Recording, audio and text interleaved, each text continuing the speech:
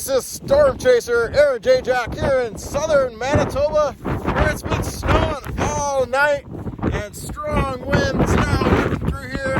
Does appear that we have blizzard conditions here in southern Manitoba, likely all the way down into North Dakota. It has those blizzard warnings, so I assume this is the exact same thing they're featuring down there in North Dakota. In fact, there's probably a little bit more snow in North Dakota, but it has been snowing here all night. Continues to snow now, and strong winds starting to pile up the snow here. Big drifts beginning to form here in southern Manitoba. Nasty winter day here on the Canadian prairie and the northern plains, and it's going to be this all day. Strong winds gusting possibly as fast as 55 miles per hour.